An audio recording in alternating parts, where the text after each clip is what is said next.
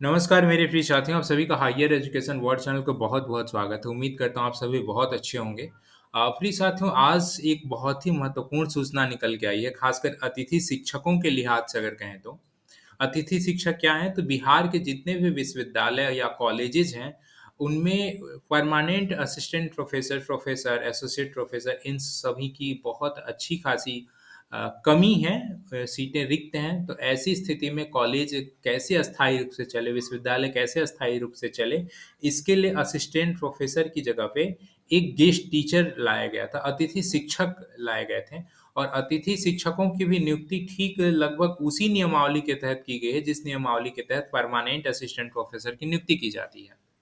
तो लंबे समय से अतिथि शिक्षकों की यह डिमांड थी कि मुझे नियमितीकरण किया जाए और नियमितीकरण के संग-संग इनकी वेतन वृद्धि की भी डिमांड थी। तो वेतन वृद्धि में तो कुछ संशोधन करके इन्हें लगभग 50,000 कर दिया गया है। लेकिन अभी तक सरकार इनके नियमितीकरण को लेकर के बहुत ज़्यादा सीरियस नहीं थी और सुध नहीं ले रही थी। लेकिन एक अच्छी खबर निकल के आ रही है हाल के दिनों में, नियमितीकरण की ओर कहा जाए तो एक रास्ता इन्होंने एक कदम आगे बढ़ चुके हैं। कौन? बिहार के विश्वविद्यालयों में कार्यरत अतिथि शिक्षक। मैं ऐसा क्यों कह रहा हूँ? आप देख पा रहे हैं ये हिंदुस्तान न्यूज़पेपर की हेडिंग है कि विश्वविद्यालयों में अतिथि शिक्षक बहाल किए जाएँगे। प्लीज़ साथियों, एक्चुअली एक जनरल एडमिनिस्ट्रेशन डिपार्टमेंट जीएडी की तरफ से एक लेटर जारी किया जाता है।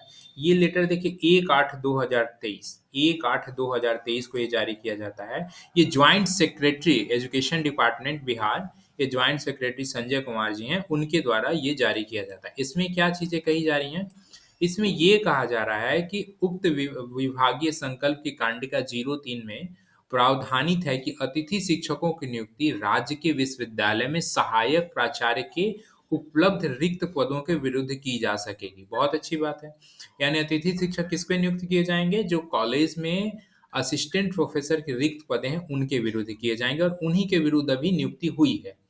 तो ऐसे में ये प्रश्न चिन्ह खड़ा हो रहा था कि क्या फिर परमानेंट प्रोफ़ेसर आने के असिस्टेंट प्रोफ़ेसर आने के बाद क्या इनको हटा दिया जाएगा? जी हाँ, ऐसा ही किया जा रहा था। जैसे ही परमानेंट असिस्टेंट प्रोफ़ेसर की नियुक्ति हो रही थी, तो उन सीटों पर परमानेंट असिस्टेंट प्रोफ़ेसर आने के बाद इन्हें हटा दिया जा रहा था। लेकिन अगला पॉइंट जो है इनके लिए बहुत आने वाले भविष्य की सिक्योरिटी कहीं न कहीं प्रदान करता है। वो ये कह रहा है कि राज्य के विश्वविद्यालयों में सहायक प्राध्यापक के 4,638 रिक्त पदों के विरुद्ध नियुक्ति हेतु अधियाचना बिहार राज्य विश्वविद्यालय सेवा आयोग को प्रेषित है।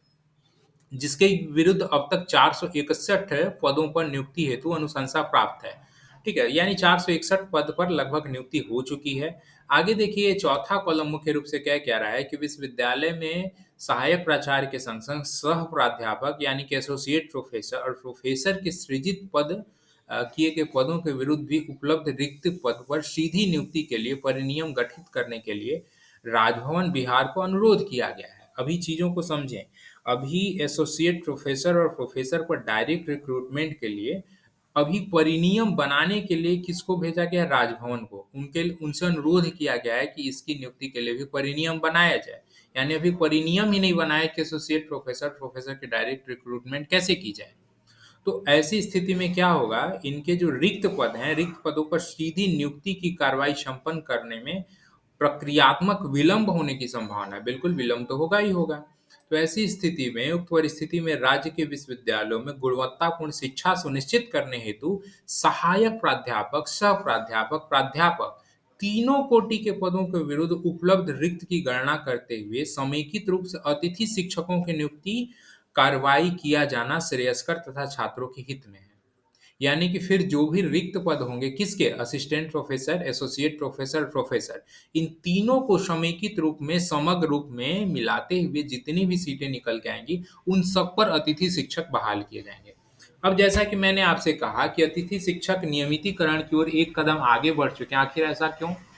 देखिए, यहाँ पे ऐसा इसलिए क्योंकि अगर कल को असिस्टेंट प्रोफ़ेसर का जैसे ही रिज़ल्ट आ जाता है, तो असिस्टेंट प्रोफ़ेसर के पद पर जो गेस्ट टीचर बहाल हुए रहेंगे, उनकी तो नौकरी चली जाएगी। लेकिन ये जो नौकरी उनकी जाएगी वो समग्र रूप से वो सभी को निरस्त किया जाएगा। लेकिन जो एसोसिएट प्रोफ़ेसर और प्रोफ़ेसर की सीटें बची रहेंगी, उन सीटों पर जो अतिथि शिक्षक बचे रह जाएँगे, जिनका परमानेंट में चयन नहीं हो पाएगा, वो लोग उस पर बहाल हो जाएँगे। तो कहीं न कहीं ये उनको ये सिक्योरिटी प्रदान करती है, एसोसिएट प्रोफ़ेसर, प्रोफ़ेसर के रिक्त पदों को भी अतिथि शिक्षक के पदों के रूप में समेकित करने की सूचना के आधार पर उनकी ये भविष्य के लिए सिक्योरिटी है कहीं न कहीं, जिससे ये प्रतीत होता है कि परमानेंट असिस्टेंट प्रोफ़ेसर बहाल होने के बावजूद भी इनकी सिक्योरिटी बरकरार रहेगी। ये एसोसिएट प्रोफ़ेसर, प्रोफ़ेसर के पदों पर जो रिक्त पद रहेंगे, उस पर ये कार्य करेंगे। तो ये इनके लिए कहीं न कहीं एक शुभ सूचना है, नहीं तो इनके भी मन में एक डर बनी हुई थी कि लंबे समय से हम कार्य कर रहे हैं, 2-3 सालों से और अचानक से जैसे रिज़ल्ट आएगा, इन्हें हटा दिया जाएगा, तो ये भी इनके संग अनजस्टिस था। तो ये कहीं न कहीं अतिथि शिक्षकों के लिहाज से देखा जाए तो बहुत बड़ी और अच्छी खबर है। तो एक और दूसरी चीज़ ये है कि जो रेगुलर के वेट कर रहे हैं, रेगुलर वैकेंसी की जो परमानेंट वैकेंसी चल रही है, जिस पर कोर्ट केस की वजह से थोड़ा डिले है। तो आपको एक बार फिर से रिमाइंड कराना चाहूँगा, जो एलपीए जो रोस्टर को लेकर के केस अभी चल रहे हैं, उसका डेट आज ही है। आप देख पा रहे हैं, ये 10 अगस्त 2023 फॉर ऑर्डर, ये ऑर्डर के लिए रखा गया है।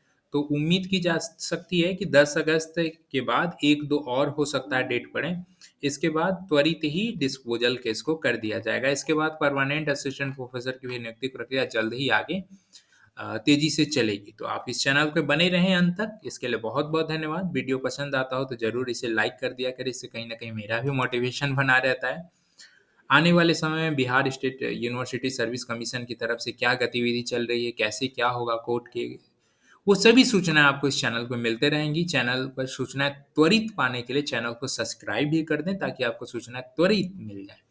चैनल पे बने रहें, इसके लिए आपका बहुत-बहुत आभार। Thank you so much.